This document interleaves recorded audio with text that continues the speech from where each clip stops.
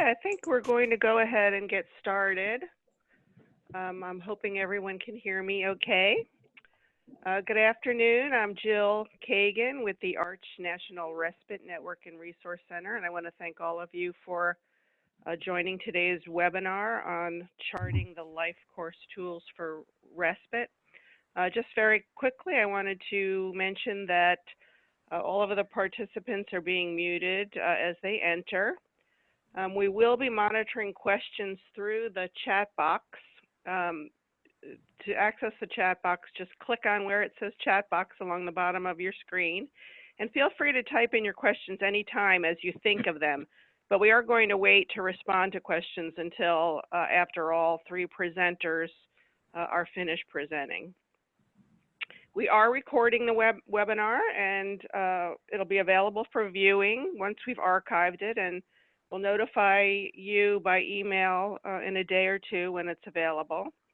I did send the PowerPoint slides around before the webinar, but in a few minutes I'm going to upload them right to the chat box, so hopefully you'll be able to download them directly from there.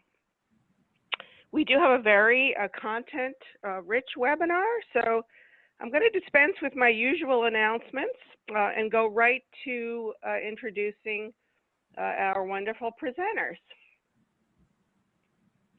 And I'm really delighted that today we have Jane St. John. We worked very closely with Jane when we were first developing the LifeCourse Tools for Respite.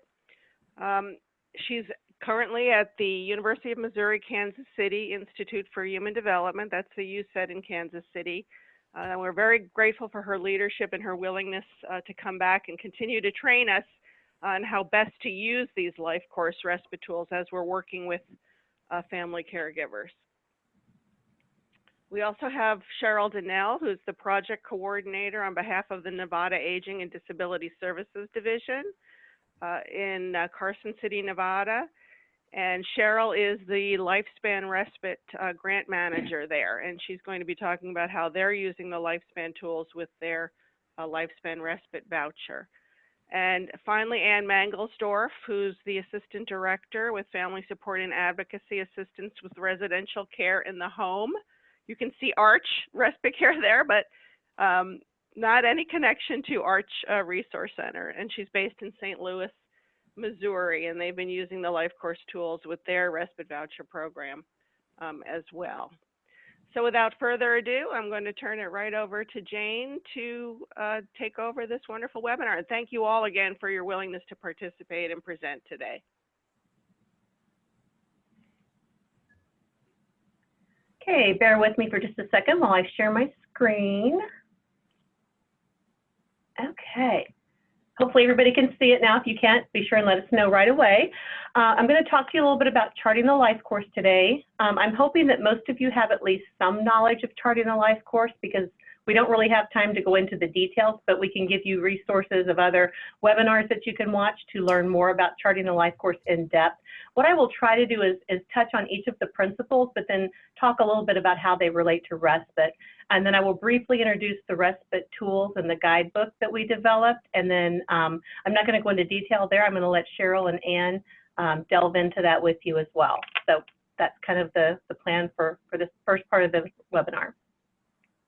So this is an About Me slide. I'm not going to read it because Jill already did a great job of introducing me. So if you want to know more about me, you can look at my family pictures and go there later. So a little bit about the framework. It's really, people get really excited about the tools, which is wonderful, but it's about so much more than the tools. It's really a guiding framework. It's built to guide your thinking and to help with things like problem solving, working on specific practices such as respite. And then the tools are great for helping with conversations and planning and many different things with problem solving. So think of it not just as the tools, but as all of those things, a guiding framework, practices, and a set of tools. Our core belief, and we always come back to this is our why, is that all people and their families have the right to live, love, work, play, learn, and pursue their life aspirations in the community. Bottom line, everybody has that same right. We also talk about individuals existing within the context of the family. And I just want to say a few things about this. I think this is especially important to respite as we think about, not only the individual and what they need, but the caregiver as well and what they need. One of those things they need is respite and short breaks. It's also a reminder, if you look at the part of the slide that talks about caring for and caring about, really the caring for is all of those caregiver type of things that we do. But the caring about is remembering that you also have a loving relationship with that person. I can remember my mom saying when she was caring for my dad, who she was a caregiver for him for about 6 years, and towards the end of his life, she said, as a caregiver now, I don't feel like his wife anymore. We've lost that part of our relationship. And so I think it's really important to help people think about how they can maintain that part of their relationship that sometimes gets lost in the caregiving piece of it. I think it's also important to think about the individuality and the uniqueness of each person and each family, and consider the family in making decisions about policies, practices, and supports. What we really want to get to is a good life for all. And when we're thinking about the concept of all, that's a really important part of the Charting the Life course. We want to really think about all people, and that means all ages, all incomes, all cultures and ethnicities, whether people receive services or not, whether they're rural or urban, and so on and so on. Oftentimes, in our service systems especially, we get stuck only thinking about the people we know about, the people that have come to us, that we've identified. And so we make all of our policies and we develop all of our practices around that. But we really need to think about that majority of people who may not get paid services at all. And so we have to think about how we can help them take those short breaks as well. I think this slide is also so important because it really talks about all the things you want the person to have and to achieve. But if you don't support the families in ways that enable them to do that, to help them to support that person, to maximize their own capacity, their own strengths, their own abilities, to nurture, love, and support all of the individual members of their family to achieve their goals, then how can they be good caregivers? Another big part of the life course, one of our main principles, is starting with a vision for what we want, but just as importantly, what we don't want. And sometimes we have to start there. When we're dealing with families who are caregiving, oftentimes they know exactly what they don't want, but they may not be able to express exactly what it is they want, either for their good life in general or for respite. And so helping them understand that they can start wherever they need to in the conversation. If they need to tell you all of the things that they don't want for a respite experience, then start there, because then you can take that and turn that around and start looking at what they do want. We also have to remember that the vision is not just for the person receiving care, but it's also what the caregiver needs, and sometimes the entire family unit that we have to consider as well. What is their good life? What is their vision, and what don't they want? So this slide encompasses a lot of things, so I'm going to just hit on a few of them. So we talk about the trajectory, and the trajectory is really the path that our life takes. And it takes that path by the life experiences that we have. So is our trajectory taking us towards the life that we want, or is it taking us away from the things we want and towards things that we don't want? And so when we're thinking about respite, you want to think about that as well. How is this respite affecting that trajectory? Is it going to help that person or that family get closer to what they want in their life, or is it going to take them in another direction? We also talk about the life stages. The life stages are really important to consider because each life stage builds upon the other. What happens at a very early age helps prepare that person for the next stage of life and the next stage of life, and eventually adulthood, where we spend a lot of our time, and then eventually into aging. And so we have to think about life experiences across all of those different life stages. We also talk about transitions. And when we talk about transition, oftentimes people think about that transition from school to adulthood, which is a very important transition. But there are a lot of other transitions along our life course. And so we have to think about all the different transitions that can affect a person's life. When we're thinking about trajectory, it's important to consider how being a caregiver affects one's own trajectory. So how do we support that person so that they can keep moving towards the good life that they want, and not change that course because they are a caregiver? We also talk about the life domains. All of us have these different parts of our life. I'm going to give you a really quick and really easy way to remember them. When we're thinking about the life domains, just think about if you're just meeting someone for the first time and you introduce yourself, what's the next thing you talk about? Often it's, well, what do you do? Well, what we do is during the day, we either go to school when we're kids, or we have some type of employment or employment activity as an adult. So that's daily life and employment. Then we also talk about where we live. You know, here in Missouri, we talk about, are you on the Missouri side or the Kansas side? Because in Kansas City, we're right on the state line. It's not just about where you live, though. It's about whether your home needs modifications and adaptations, how you access the community, how you get around. And then we talk about, you know, who our friends are, who our common acquaintances are. And that's where social and spirituality comes in. And then we also think about health. These are the two, actually, healthy living and safety and security is where the systems often are focused. They really think about how do we keep that person healthy and safe. But it's important to think about all those other parts of life that are affected by health or could be affected by safety or could affect those things. And so all of these life domains are connected. You can't really think about one without considering how it affects the other domains of life. And then lastly, we have advocacy and engagement. What are our valued roles? How do we make choices? You know, do we need peer support and that kind of thing? So all of those things can come into play as we're thinking about caregivers and supporting them. Being a caregiver can really affect our life domains, our jobs, where we live. Can we get out in the community? Our social lives, our spiritual lives, sometimes our own health. You know, I watched my own mom's health go downhill as a caregiver because, you know, she was also in her 80s caring for my dad. And so it was somewhat wearing on her health. You know, so all of those different life domains can come into play when you're thinking about caregivers and how to help them have a break. These are the 3 buckets of support. These are really important because if you think about it, we all need these different kinds of support. The first bucket that we look at, the blue bucket, is discovery and navigation.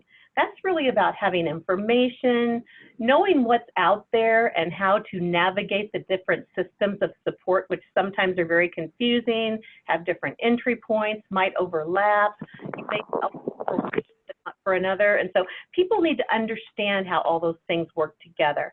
Sometimes people need training or skills development. And like I said, that applies to any of us at some point in our lives. The yellow bucket is really about connecting and networking. So we have someone to talk to, someone who's been there, done that, you know, someone we can get firsthand information from.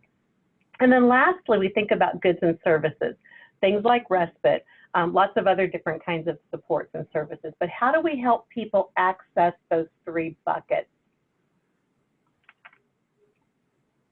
And then lastly, we think about the integrated support star.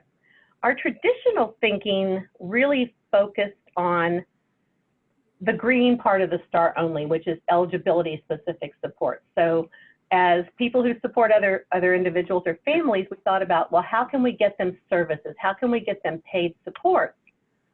But as we all know, that doesn't alone provide for a good life for a person. So how do we integrate lots of different kinds of supports to help people have that good life and to meet their goals? And so we can also use that star to think about how we can help people get short breaks.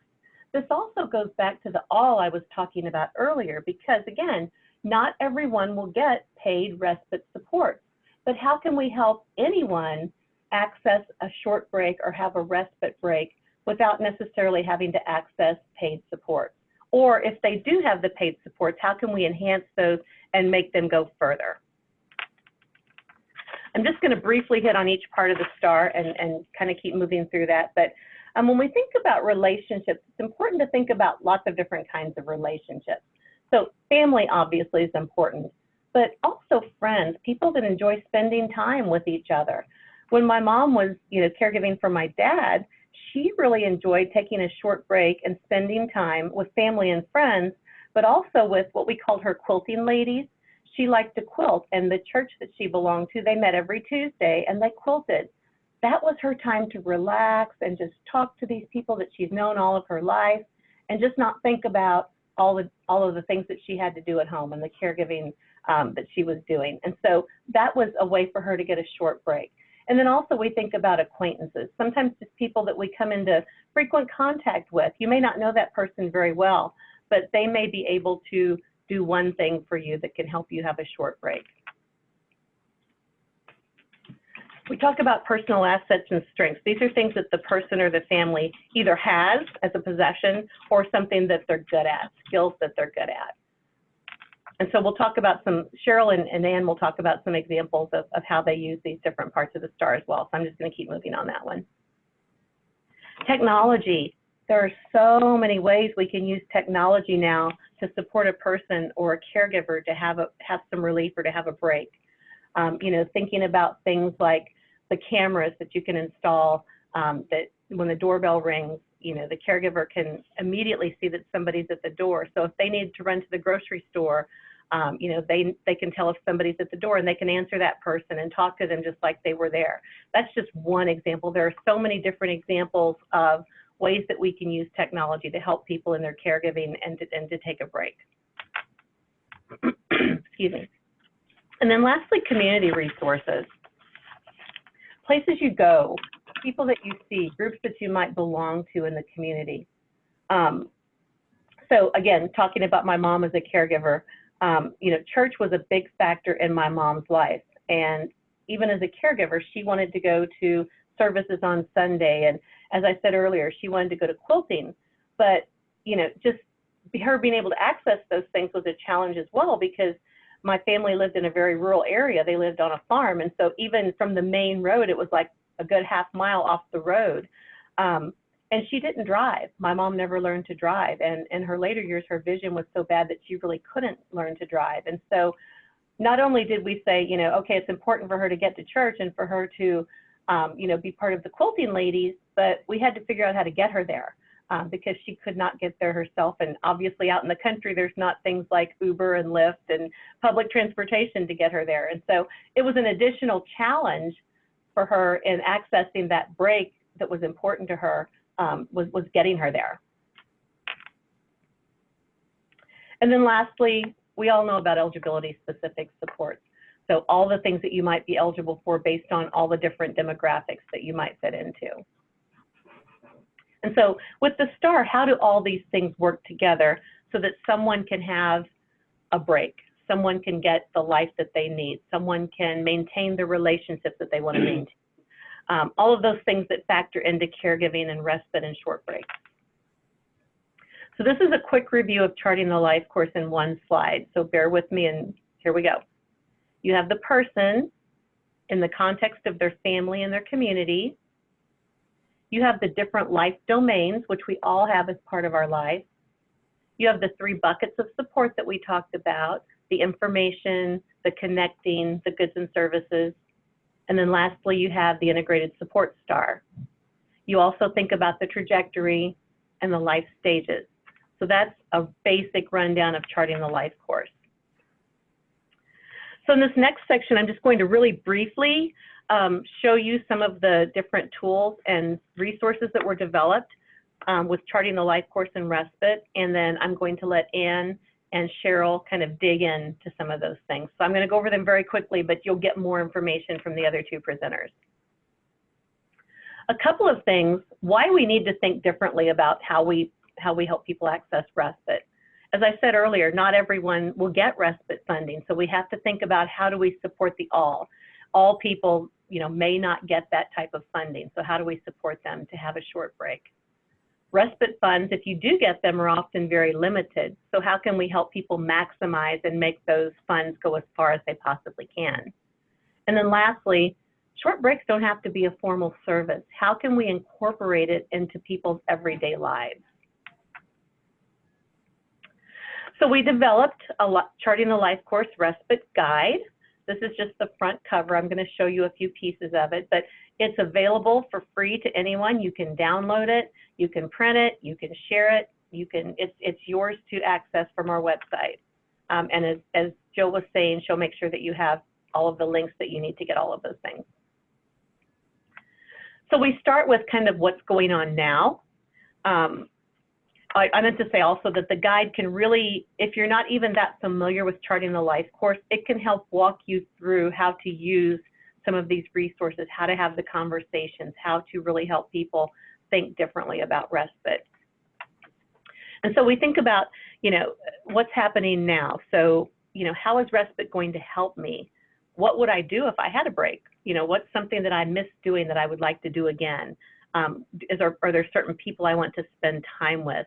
And then lastly, what are the critical things that must be in place in order for me to take a short break?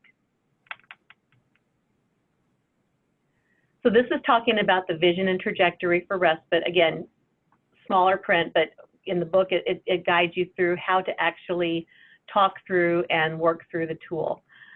As you're looking at these tools as well, it's important to remember something in here may just jump out to you. You may say, I really get the STAR and I'm going to use that. Great, start there. The trajectory and the vision, that may speak to you. So start there. You don't have to use all of the tools or all of the concepts. Just start with something that makes sense and see where it goes from there. And then you may want to work in some of those other things, but use what makes sense to you and use what makes sense to the people that you support. So, you know, don't get hung up on, oh my gosh, there's so much, I can't do it all, I don't want to do it all, I don't have time to do it all. You know, just look at what makes sense for you and just try something. And so this is the worksheet without all the writing around it. So again, the other two presenters are going to talk a little bit about this, but I just want to point out that it really encourages you to help the care recipient and the caregiver both think about what their good life is, but then also think about what their vision for good respite is and what they don't want. And really looking back about, are there past experiences that they don't want to repeat or things that they do that did work for them that they would like to repeat or have as part of the respite experience. This is my son, Ben. This is some of the things that are in his good life. So things like family, friends, tattoos.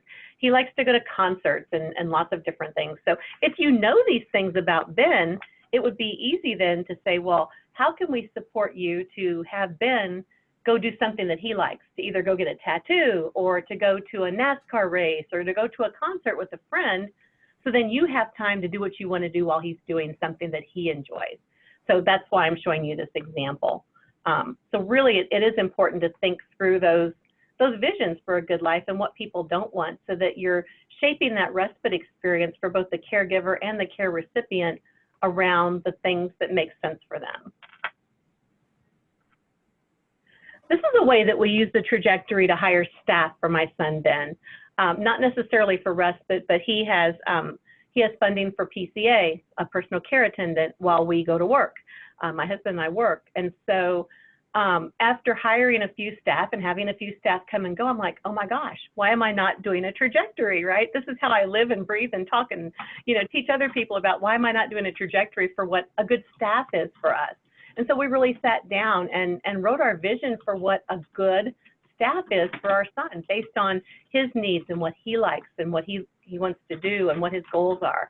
And then the things that we know that we don't want, a lot of it based on past staff, things that didn't work out well, or the things that we put in our we don't want this. And then we really looked at above that arrow, what are some of the past experiences that we had with staff that were really great that we would like to have again. And so we looked for people that have some of those type of traits or those type of experiences that they could share.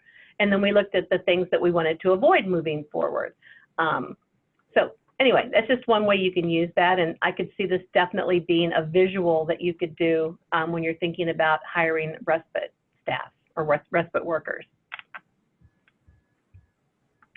And so looking at the STAR, again, this is a page out of the guidebook, and helping people think beyond paid respite. And so it kind of hits on, well, what are we talking about in each of these parts of the STAR, and what's an example of each of those things? And then this really goes into detail on the different parts of the star. So it takes each section of the stars you see is color-coded according to the star, and then talks about what are some examples of things in that part of the star and helping people think about that and how to have a conversation with people. And then we have two different stars that you can choose from. The one that's actually printed on the back of the, what we call the Respite Portfolio, is the star that you see on the left, which is just, I would call it the plain star. So it just has the 5 different sections of the star. But some people like to actually take and split that star. And so you can think about, you know, what are some of the things that are in place now? What are the relationships maybe that the person has now? But what would be some relationships that would be helpful for them in the future in helping them achieve their respite goals? The same thing for each of the other parts of the star. Where are places they might go in the community? You know, what's happening now, what might happen in the future. So it's taking that star and looking at now and kind of towards the future for each one of those. And then I think Anne has this as part of her slides, so I'm not going to talk about it. This is just some examples of respite support options. Again, if you go to the respite section of our LifeCourse Tools website, you will find all of these things that I'm showing you, including this example star. And then we also took the concept of the star to really think about the type of characteristics we want in our ideal staff. And again, you could do this for a respite worker as well. So for instance, in relationships, we want them to know a lot of people because those are connectors for Ben. They have community connections. You know, we want them to be somebody that is familiar either to us or that to somebody that we know that can kind of vouch for them, because we won't just have anybody caring for Ben. So it's looking at the different parts of the star to think about the type of caregiver or staff you might want to hire.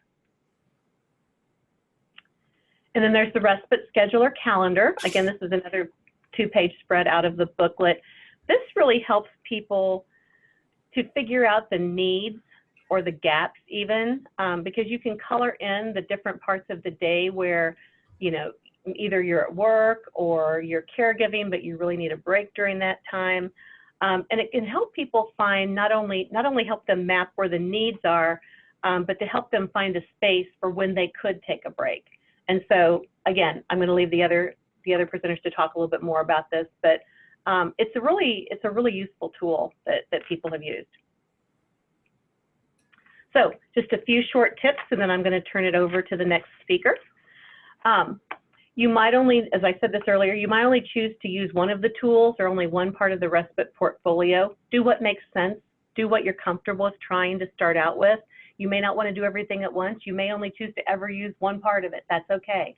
If it helps you with, you know, with your supporting a family or an individual, then use it however you need to. Remember, it's more about having conversations and discussions and the whole process than it is about just filling out a tool for the sake of filling out a tool. And then you might just use the tool to guide and organize your conversation with the person. They might not even see the tool or know that you're using it, but you're kind of using it to guide your thinking and how you're asking them questions and talking to them and guiding them in their planning. So just a different way to think about using it. We'll share this with you again, but lifecoursetools.com is the website where you can go straight to our respite page. And there's lots of resources for families, for self-advocates, and for people that, that help them plan and provide supports to them. So did Anne join us? Yes, I'm here. Okay, well, if you'll just tell me when to advance the slide, Anne, I will do that for you. Okay, so I took a lot of the information that I'm using today from a couple of different presentations that I've done in the past related to respite care, and I've used them with both professionals and families. So next slide. So the portfolio, the respite portfolio asks families to think about, as Jane already spoke about, what's going on in your life, how would the breaks help the person that's being cared for, as well as the caregiver. What would I do if I had a break? Sometimes families, it has been so long since they've really had a real break that they don't know what they would do. I've had families just start to cry when I ask them that question. So for some families, this is going to be very difficult, and for others, it's going to be very easy, and they're very organized and they know exactly what they want to do. But again, the portfolio really is a good conversation piece. And who would I spend time with if I had a break? And what needs to be in place in order to be comfortable leaving my family member with someone? So those are some of the things that we talk about. At the St. Louis ARC Respite program, we ask families to complete an application which is not tied to the LifeCourse Tools, but when they come in, they do get an hour-long intake where we walk through what respite care is, how it can be used, how it's funded, and then we also explore some of these items. Next slide. So most of the time we are encouraging families to use their respite to do something pleasurable or that's going to be renewable for them. But sometimes it needs to be used for other things like grocery shopping, medical appointments, and other things.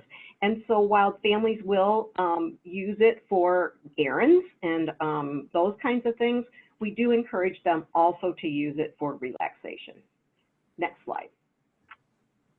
So why is respite important? I know I'm preaching to the choir here, but what research has shown us is that respite care that is personalized to the person and is purposely planned and not just done willy-nilly does benefit the caregiver and all of the family.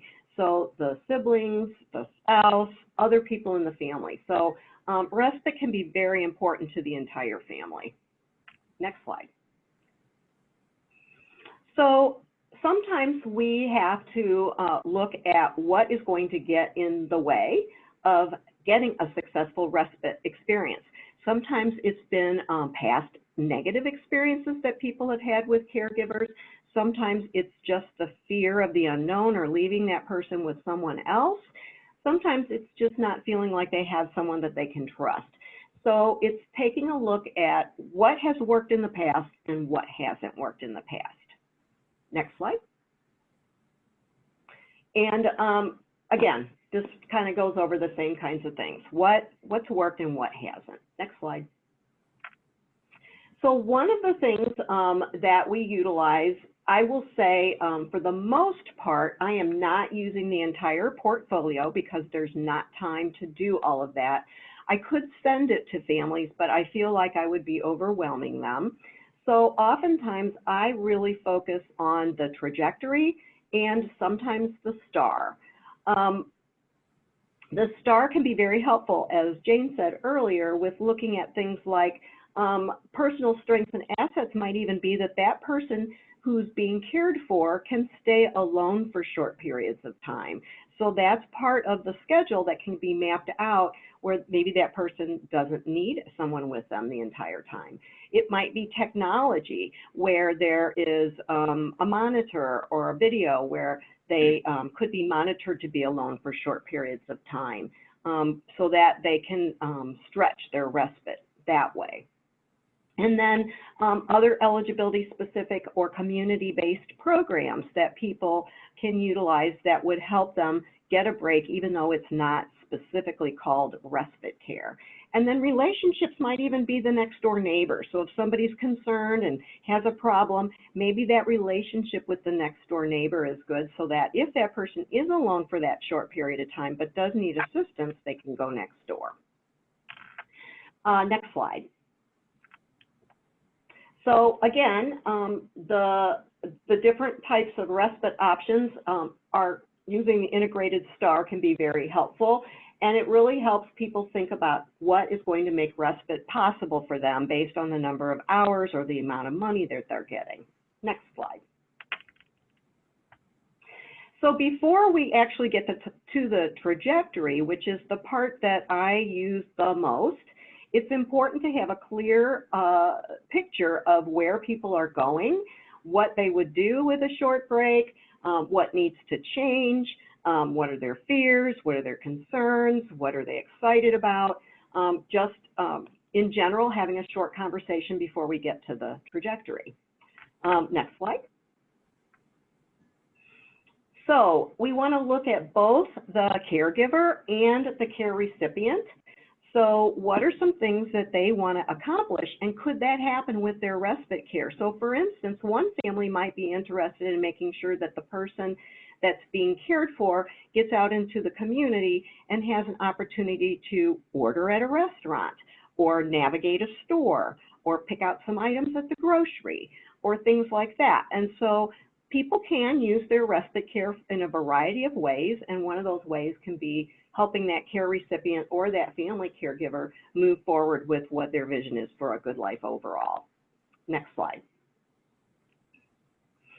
So some of the things that people may want to think about when they are looking at respite would be, when do they want it? Again, as Jane said, that schedule can be a really good way to map out what the caregiver's schedule is and what the individual with disability schedule is, to see where the gaps are, and also to see what's coming up. Is there a surgery coming up? Is there a vacation coming up?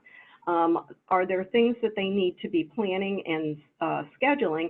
And do they need to be budgeting their respite to make sure that it's being used in the ways that they need it to be used, rather than just not thinking about it and just using, or not using at all? Next slide. So we are looking at what the family and caregiver don't want, and also what the care recipient doesn't want. That's part of the trajectory. Next slide. And then also, what would bad respite look like, so that they can be thinking about what they don't want to have happen. And oftentimes when I'm working with families, they don't always know what they want out of their respite, but they know what they don't want. They know they don't want their family member to be neglected or abused. They know they don't want their family member to be bored, or to have the respite provider just sitting there looking at the TV or their phone. So it's sometimes easier to start with what families don't want. I usually start with, what is it that you would like to get from your respite experience? But if they struggle with that, then we go to what you don't want. Next slide. So good respite, again, we do talk about that. And the portfolio and some of the conversation really helps families think about what they do want. Next slide. The trajectory is a straight line that goes up, and then the dotted line goes down. But I think it's important to note that most of the time our lives aren't a straight line. And so oftentimes you may have ups and downs as you move forward with respite. You might try a particular family member or a neighbor or a professional or other person to do the respite, but maybe that didn't work. Or maybe, oh, I forgot to tell them about this, that, or the other thing related to this person's likes or dislikes or needs. So, so it can be some trial and error as well, so it's not always a straight line. Next slide. So here's the trajectory. And I typically, again, this is what I use when I'm doing my meeting with families and they're first being introduced to the program after they filled out their application and have come into the office. So what we do is just a very simple trajectory, but it does allow us to have some conversation around good respite and not so good respite, and what is it that you want. And what is it that you don't want? So this is the main piece that I use, and I only use the other pieces if I have a second appointment with a family, or I do a home visit, or the family's really struggling with their respite. Then we'll pull out some additional tools and start looking at those, and those would be things like the STAR, the schedule, and other tools. Next. So after thinking through the steps on the trajectory, you can start thinking more about the STAR and some of the things that will help you get a break looking at the STAR. And part of that is important, as Jane St. John said, is that there may not be funding for respite care in your community, and it might be important to look at what all your options are for getting a break. And again, it's very important for caregivers to get that break. Next slide. So here's the STAR again, and the STAR, like I said, I love the STAR, but I don't always use it. So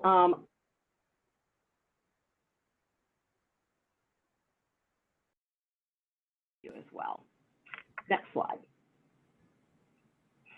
So we've already talked a little bit about some of the barriers that can be both external and internal.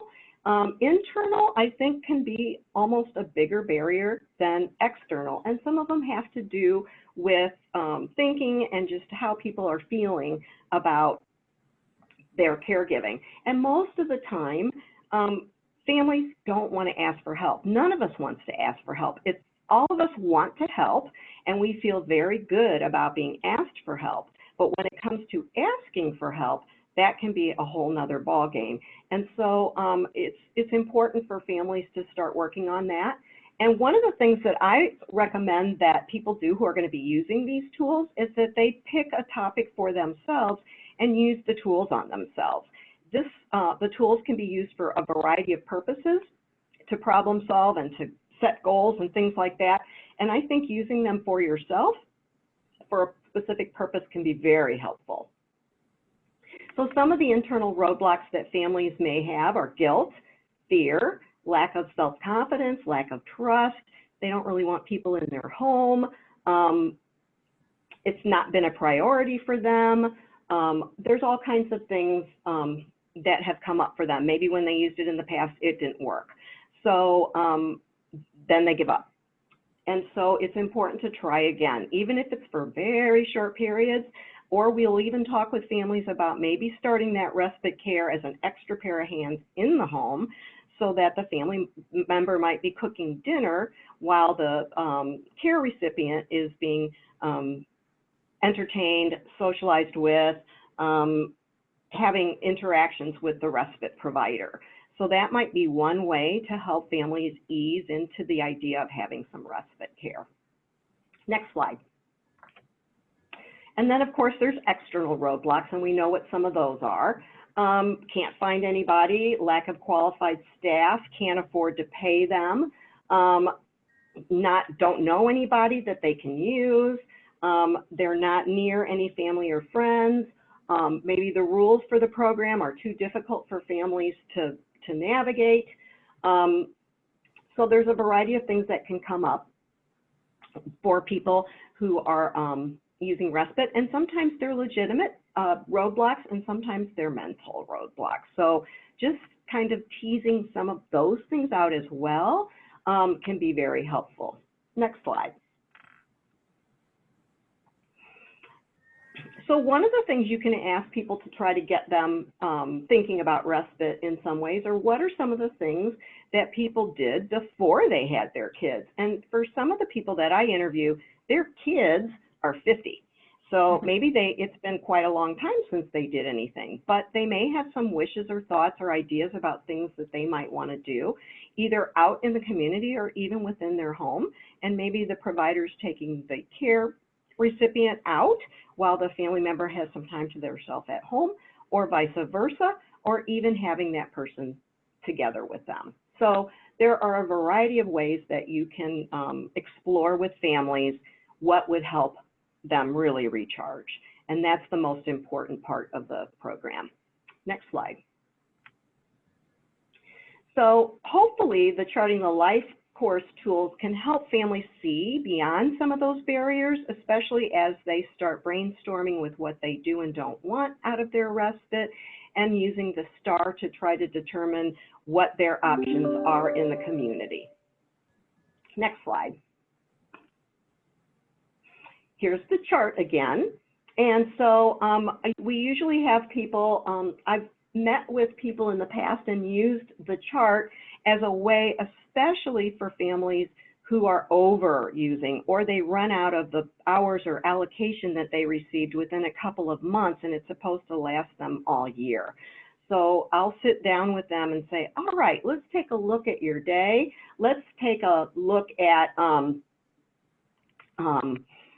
your week, your month, and figure out when are you most likely to need your care, and when could you use other resources. Next slide. So how might you introduce the portfolio? So you can just use one tool at a time, like I do, which is the trajectory, or you can do it in a series of meetings. And again, I do that with not all the families that I serve, but with a few of them who really struggle. I might use multiple tools, but for the most part, right now, I am using the trajectory. Next slide. Again, this is just more ideas about how you can use the portfolio with home visits, office visits, email links, sending the portfolio, all those kinds of things. And different programs use it in different ways. Next slide. So however you use your Charting the LifeCourse portfolio, it's really important to include the person that will be receiving the care, if at all possible, to get their input, making sure that it is family focused and remaining very flexible. And I believe that's my last slide. I think it is. I wasn't sure if we wanted to continue on with Cheryl or if there was people who wanted to ask questions or how you all wanted to proceed. So it looks like there's some stuff in the chat. Jill, have you been monitoring the chat? I'm looking now. Yes, we can take one quick question right now, but otherwise we'll wait until the end. Okay. Lisa Schneider asks if one of you or both of you have a companion tool that you use or recommend for the family caregiver to communicate to the respite care worker the care needs, or an explanation of what certain actions or behaviors mean for those care recipients who can't communicate themselves. This is often a reason for a negative respite experience. So I do not have a specific tool that I use related to the Charting the LifeCourse tools. However, we do have kind of a laundry list of things for families to think about. We don't have a full portfolio of things for them to fill out related to how to care for that particular person, but we do discuss the importance of making sure there is some type of a written as well as verbal communication with the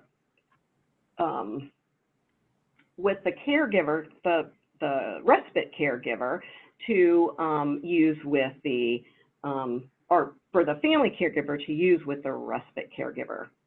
Cheryl? All right, can you hear me okay? Okay. Oh, yeah, just real quickly, I think, so this is Jane. Can I answer that question really quickly too? Yeah. Okay, so similar to the first page of the portfolio where it has the different sections, we have a basic portfolio that the first page of it is, it's basically a one-page profile, which is a tool that we've adapted from the learning community and from Helen Sanderson's associates. But it has things on it like, what do people like and admire about me?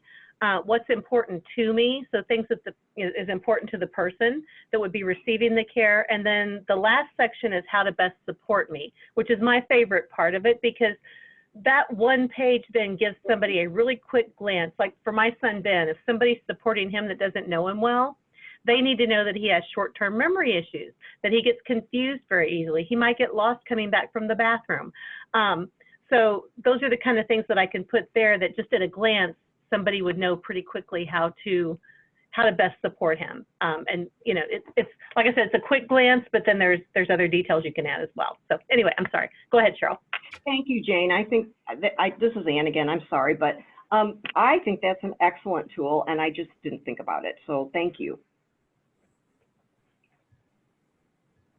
Okay, my name is Cheryl Donnell. Can you hear me okay? Yes. I am Yes, the program coordinator for the Respite RX program, the Lifespan Respite Voucher program in Nevada. And we're in the final year of our 3-year grant and have been using the My LifeCourse Respite Portfolio in our program. Go ahead and go to the next slide, please. Mm-hmm. One of the goals of Lifespan Respite Care programs is to improve the quality and delivery of respite services. In Nevada, we were determined to create a self-directed voucher program where person-centered principles would help drive the design and delivery of respite. We specifically wanted to serve those who were not eligible for other programs, or that where there was an obvious gap for respite services that we could maybe fill. So I'm going to cover these quickly in these items in my presentation. But we needed a way to guide caregivers through a self-directed, person-centered planning process around respite. And the LifeCourse tool was selected to meet that need, and we've had some success in using it. We have tailored it to meet our needs, and I'll share some of those details as we go along. Next slide. So the question could be, does person-centered planning have a place in respite programming? Our federal funding agency, the Administration for Community Living, or ACL, certainly thinks so. And I apologize for the poor quality of this picture, but this was taken at the ARCH conference last year on my cell phone. And in the presentation from ACL, person-centered integration was shown as one of their areas of focus. ACL also has one of their research questions is, how are grantees integrating person-centered principles into respite programs? As we looked at our lifespan respite program, what proof would we be able to show that we were implementing any person-centered philosophies in the design or delivery of respite? The LifeCourse Respite tool would hopefully help us guide a caregiver through a person-centered discussion and hopefully design respite around their needs. So the next question was, okay, how to use it in our program? To be truly person-centered, the focus would be trained exclusively on one person. But in respite, we obviously have two people being served by respite programming, the caregiver and the care recipient. There are sometimes even more if the caregiver has small children, for example, or is caring for more than one person with disabilities or healthcare needs. So we focused on the caregiver role. Next slide. Sorry, there we go. Okay, so using the LifeCourse tool, we found that the caregiver would tell us all about what the care recipients needed in the design of the respite. So we could focus and keep that focus on the caregiver and concentrate on their role exclusively and not miss out details of care that were needed by the care recipient. But we also avoided the obvious conflict of, well, the care recipient doesn't want anyone but me kind of barrier. We took it off of the table for discussion. If respite was going to mean a break for the caregiver. And so another question we had to resolve was, when would this person-centered process happen?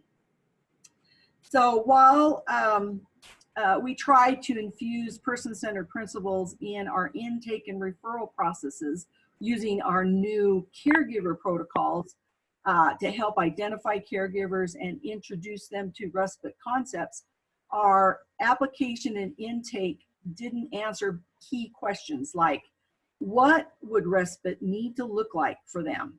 Or where would respite fit into their lives? So when Respite RX received an application, staff would conduct a quick pre-respite survey, and then we'd schedule a session, our next session, which we identified as our respite design session, where the caregiver could dedicate, about an hour of time to discuss, the questions on the LifeCourse form and guide our conversation in identifying their goals, their wants and needs. And during the respite design session, we'd have an opportunity to also do some coaching around the effective use of respite programming. So what I mean by that is we frequently had to remind them that in our program, at least, the caregiver was the participant in our program. Only secondarily was the care recipient's needs being considered. Respite was only respite when we could give them a break from caregiving. And caregivers really seemed to notice and felt this change because no one had ever really asked them about their own needs and interests before. So spending this time with them, convincing them if necessary that their needs were indeed worth considering, was a very different way of looking at respite if they'd experienced any respite programming before.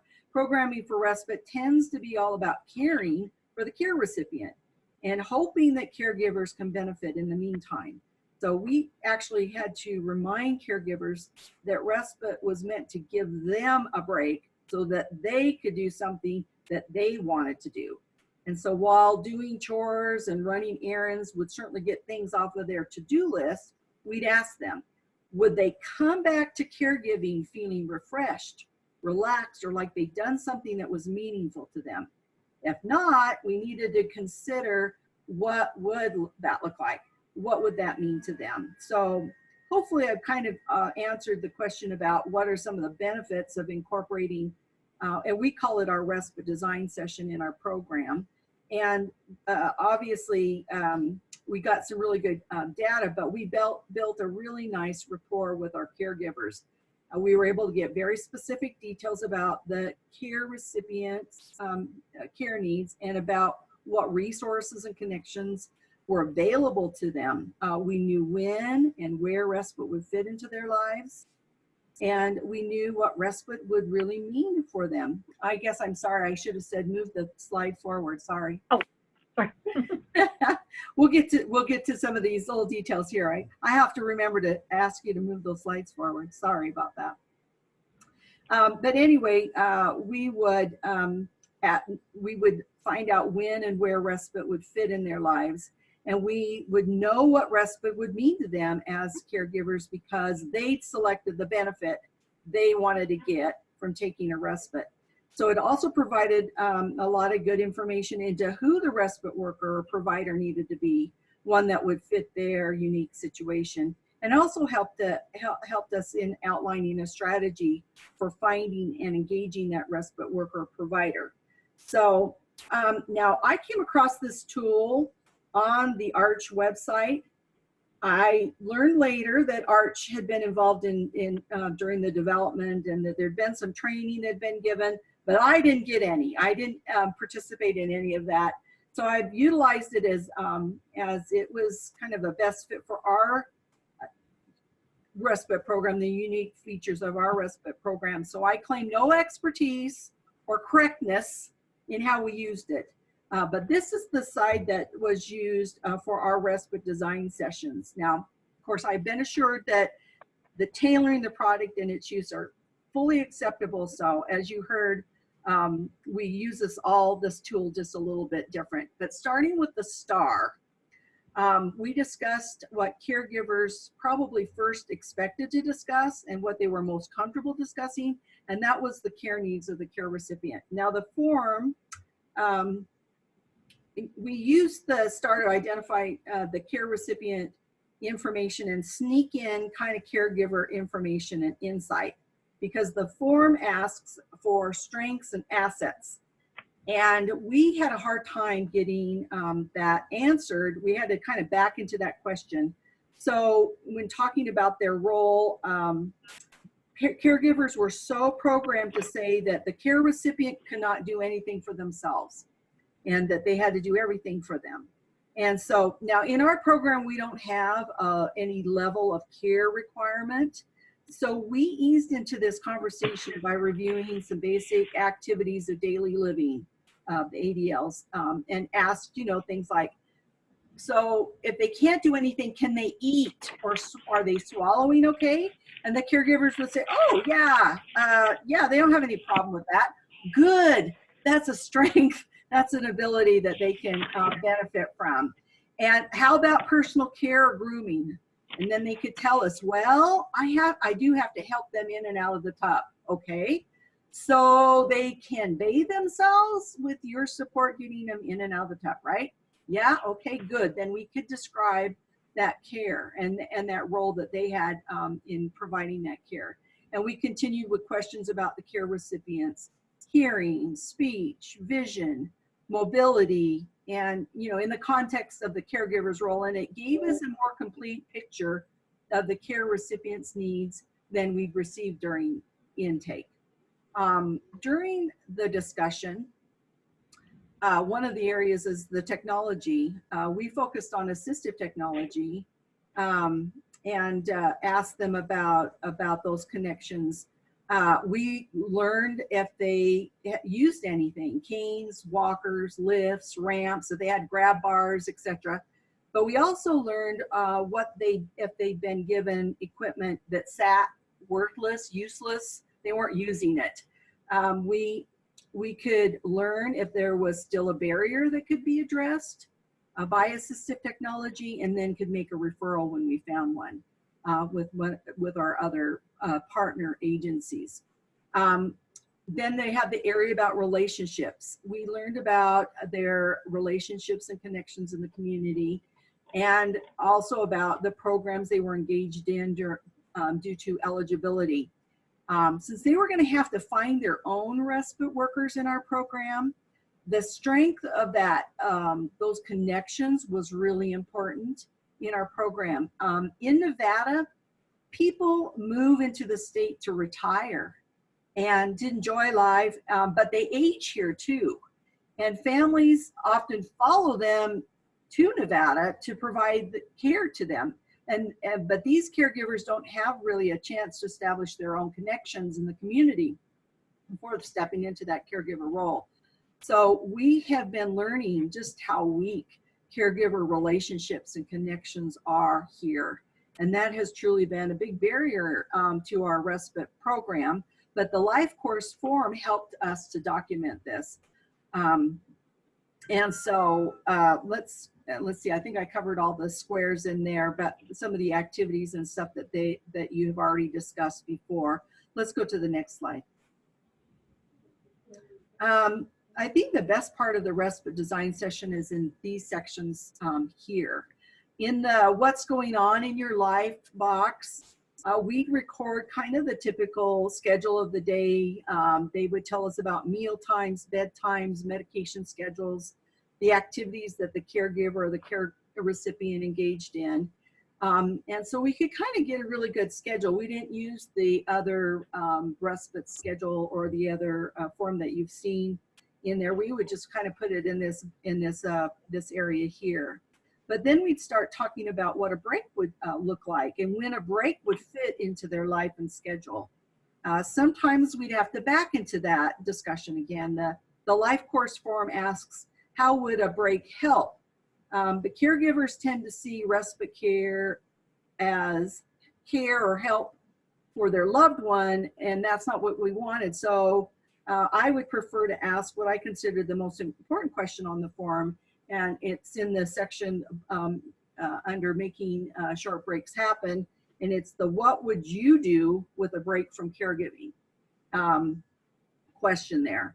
When we knew that they missed having lunch with their friends or wanted a date night with a spouse, then we could look at that schedule and suggest a time frame for that kind of break.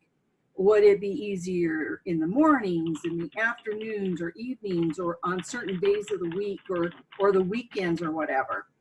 So if they wanted to go exercise or take a class, we could discuss when would they need to have a break to participate in that, travel time included, and then look at the schedule to determine the care needs during that time that a break would need to occur. This would also help to inform us about the skills and abilities and the availability the respite worker would need to have. The question about what would they do with a break also gave us our program goal for respite for that caregiver and helped determine some of the objectives needed to achieve that. When we discussed who they wanted to spend time with, what activities they wanted to engage in during the break, we could encourage them to do exactly that and address any concerns that would come with that, like meal times or bedtimes or medication supports that would be needed. We also did a bit of coaching on how to get a care recipient to accept help from someone else. Caregivers could also tell us, what else needed to be in place so that they felt like they could take a break and enjoy the time without worry. We could make them think about more effective use of respite. We've talked a little bit about this already today, but cleaning and running errands might be needed, but not much joy, relaxation, or rejuvenation would occur. Instead, we kind of wanted them to have something to look forward to that would help them get through those rough days of care, knowing that they had a break coming up. And our results will hopefully show that they did more for themselves than for others during their respite time, that they really made those about them. Next slide, please.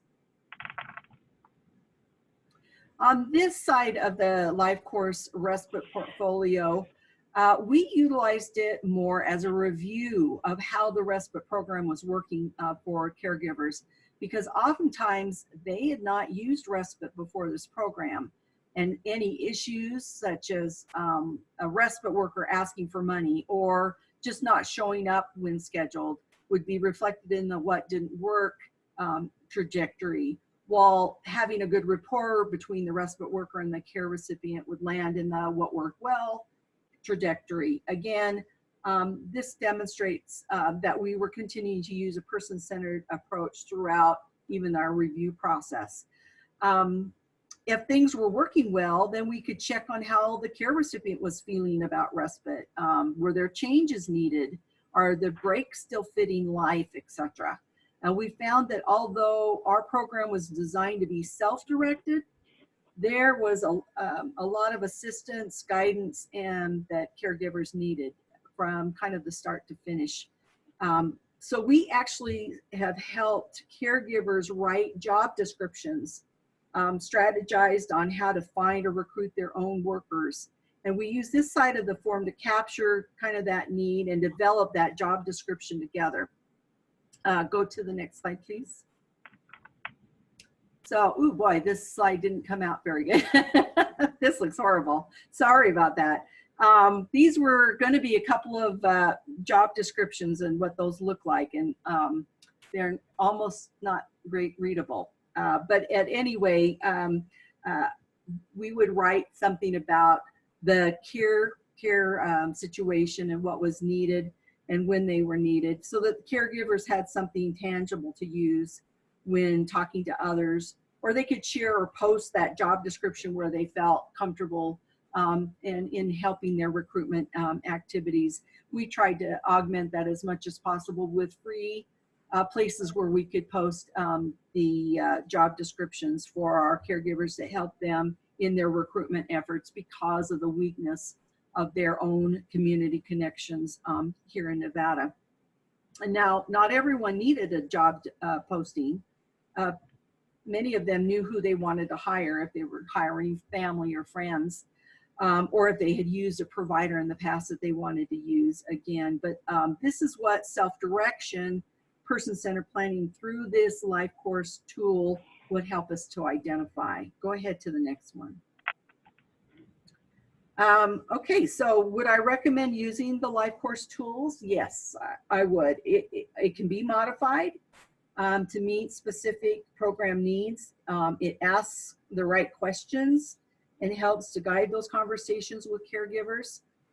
We have been actually having discussions within our Nevada Respite Coalition amongst the membership about incorporating some of these questions in their program questionnaires, especially the what would I do if I had a break from caregiving question, in hopes that it would provide indicators on how respite benefits caregivers in helping in developing goals and follow through to achieve it through our respite programs. Go ahead to the next one. Let's see. Oh, okay. Well, that's all I have to share, unless there are some questions. I think that's the end of my slide. We can go to the next one. Yeah, there's just my contact information. You can always reach out to me with specific questions about our program or how we've used the LifeCourse tools. You can reach me by phone or email. And that's it. Thanks.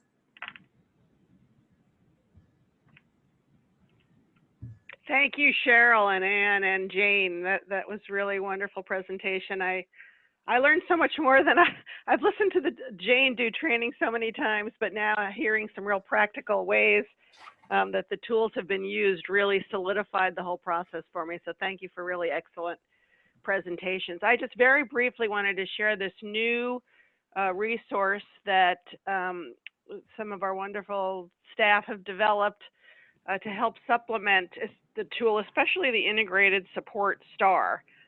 And this, we really put this document together by brainstorming ideas for how can people get a respite break through regular integrated community supports, through enhanced respite by using technology supports, by thinking about relationships and community-based programs that we rely on. And we really tried to think outside of the box. I know for me and for many people, when they would sit down to do the integrated support star and try to come up with other ideas of how they might get respite, that sometimes that's really hard to do because we're so programmed to think about the formal service system. But there are some other wonderful opportunities that exist in the community. And so we developed sort of a database or a cheat sheet. And the folks that Jane works with really did a wonderful job at beginning to build that cheat sheet so we'd have ideas to give family caregivers about where to go for informal respite options. But we wanted to build on that and really come up with some new ideas. And this resource that we've developed is not all inclusive, and we hope to continue to keep adding to it. But it has some wonderful ideas about how to access a respite opportunity in the community, or what can you use to enhance the respite that you have. So I hope you'll take a look at that document. The link to it I also sent around to all of you, but if you scroll up in the chat box, you can also find a link to this document on the ARCH website as well. We do have another question that just came in for Cheryl. Are you able to utilize your entire respite budget using the consumer-directed model? We're certainly trying to. I think one of our concerns is just overspending it at this point.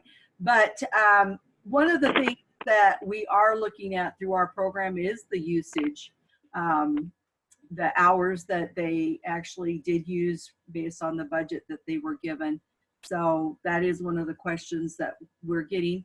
As far as getting them to use all the out of the respite, that's why we kind of have a review process in place, and we can find out what's been working, what hasn't been working, find out if they've dropped off the map for some reason. And through that review process, we find out that they've moved out of state, or they've, you know, lost their respite worker or whatever it is, and we can address it and work with them on meeting whatever respite need they still have.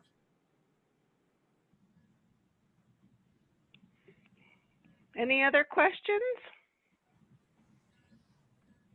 for Jane on the overall development of the LifeCourse Respite tools?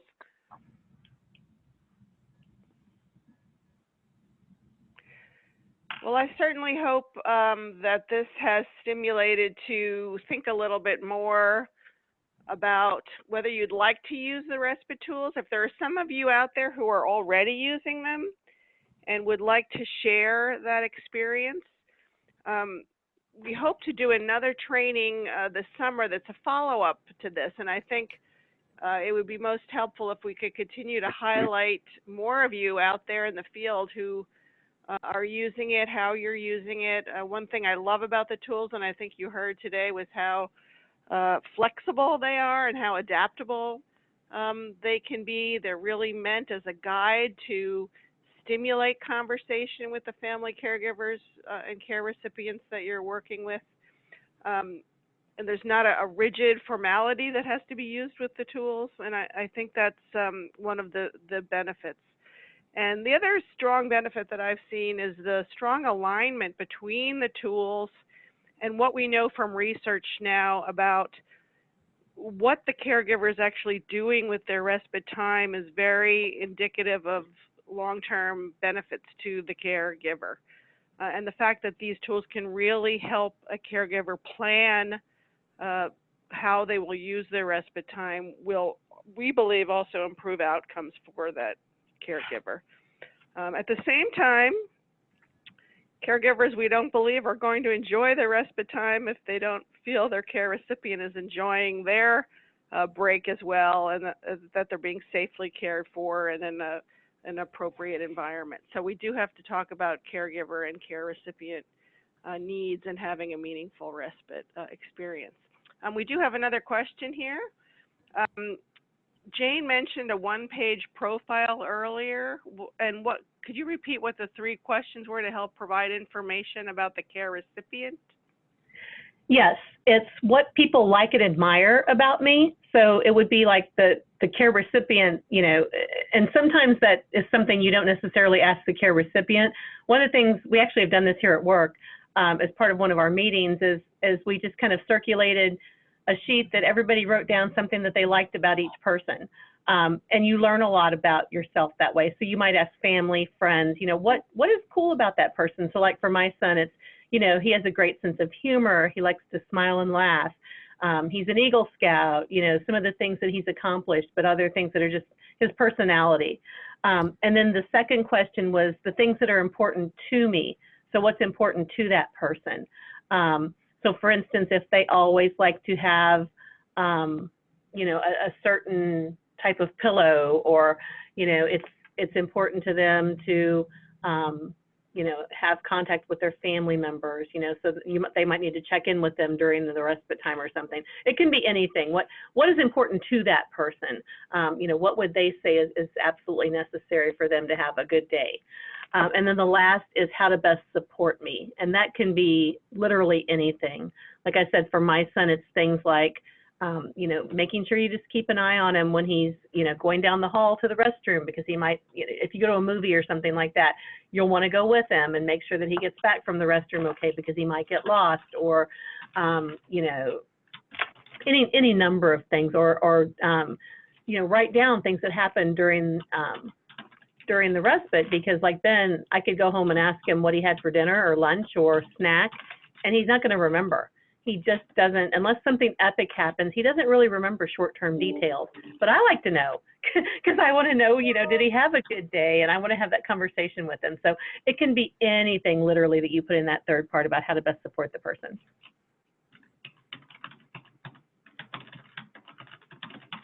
Do Jane or Ann or Cheryl, do you have any last-minute comments you'd like to make? I think this is Jane. For me, it's, you know, if you're hesitant because this is something new, it's not going to hurt anything to try it, right? Try something, right? If something spoke to you during the presentation, or if you go and look at the tools again and something just jumps out at you, is like, I think I could use this, then just try it. You're not going to mess anything up by using these. There's no right or wrong way to use them.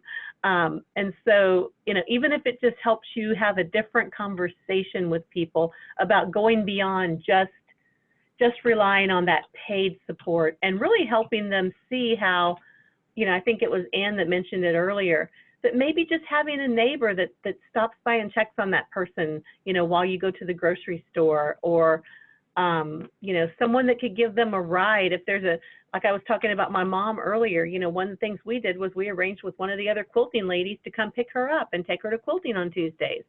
And, you know, then we had somebody else that would come and sit with my dad, because he really he didn't do well at home by himself. So there were several layers, you know, that we had to find. And sometimes that involved relationships, and sometimes that involved, you know, the community and different things. So just try something and try it on yourself. These tools, not specifically for respite, but just the thinking around the tools, using the star, using the trajectory and the vision, is great for yourself. You know, thinking about things like, I want to retire someday. You know, what is my vision for good retirement? What don't I want? You know, you can do anything, buying a house. So try it on yourself, because that's easy, right? So that's my parting words of wisdom. This is Cheryl. I was thinking about the programs that were struggling to incorporate some person-centered planning in their programs. and having ways that we could compare data across different programs and funding and stuff.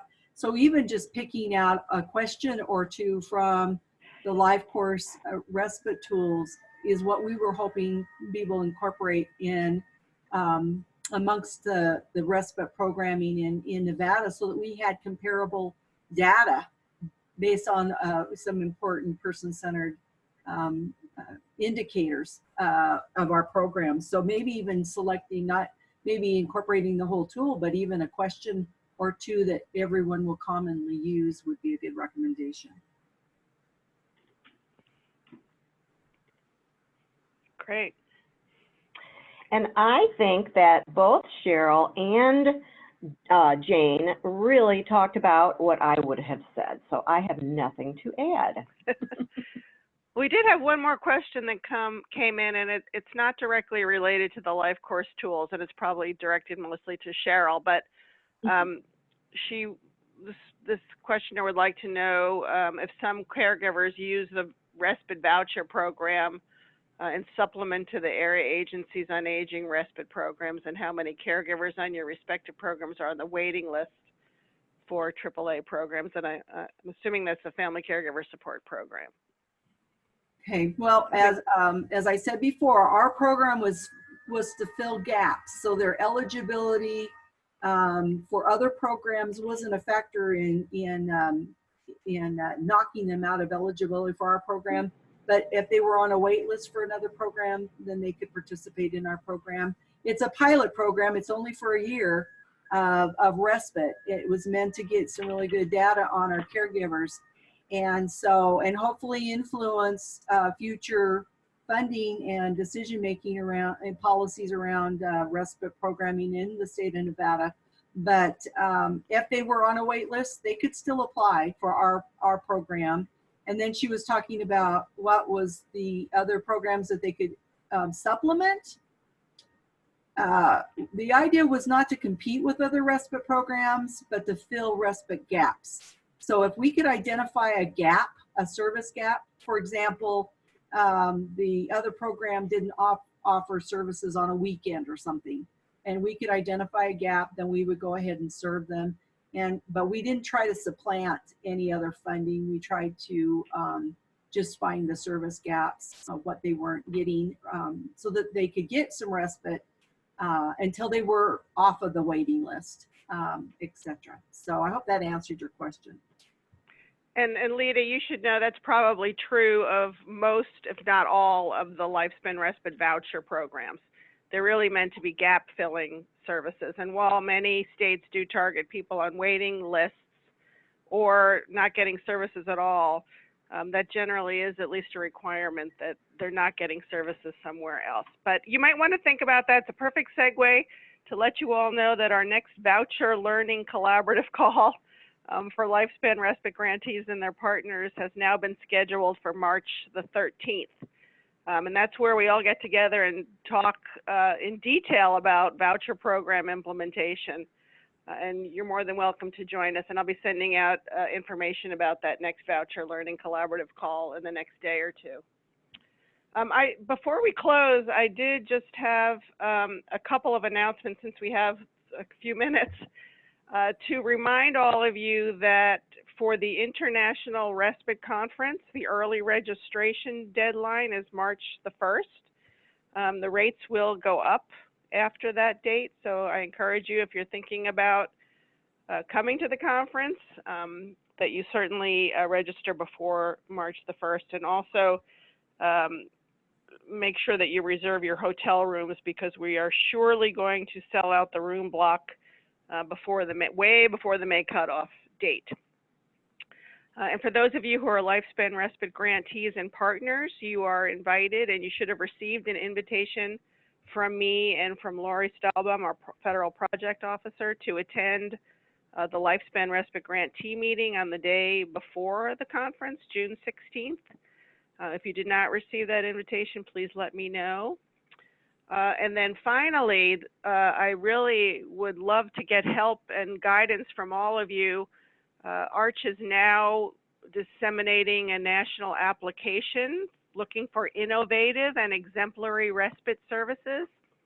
Anne's program at the St. Louis ARC that she talked about today is one of our ARCH recognized innovative and exemplary respite services. If you'd think that your service meets some of our preliminary inclusion criteria and you'd like to apply, please visit the ARCH website. You can apply online. The deadline for that is also March the 1st. And we hope to be able to invite some of those who are selected as innovative and exemplary to attend the international conference in June. So please, if you haven't seen our emails about innovative and exemplary respite services and the application to apply, please visit the ARCH website. Any other last comments or questions? I think Just also, that I I hope learned, I can, I'm sorry? I was just going to say that even though I was a presenter, I learned some great things from Cheryl and Jane. Each time I hear Jane talk and then Cheryl, the way that you are using some of your materials, I really appreciate it. Absolutely. I couldn't agree more. I just wanted to point out that all of our emails are up there. If anybody has questions after the fact or has trouble finding the page on our website, you know, let me know, or, you know, if you want to contact any one of us, there's our contact information. Yes, I was going to say, I don't want to speak for all of our presenters, but encourage you also as you're trying the tools. I'm sure all of us would be happy to answer any questions as you move forward and you're trying the tools and maybe running into some roadblocks or obstacles or need additional guidance. I'm sure any of us would be happy to help with that. Also, when you close out of the program, when we end it in a minute or two, please respond to an email that you should have received asking you to just give us some feedback on today's webinar, and it also gives you a chance to give us some ideas about topics for future webinars. And as I mentioned, we hope to hold a second LifeCourse Tools webinar this summer. So if any of you are interested in presenting on that or want to make sure that you're invited to that, please shoot me an email as well. If there are no other questions, that's the end of our webinar. And I want to thank our speakers again for just doing a really fantastic job presenting today and really getting us all excited about how we can enhance respite opportunities for family caregivers. So thank you all very much for your time and have a really wonderful afternoon. Thank you, everyone. Bye, everybody.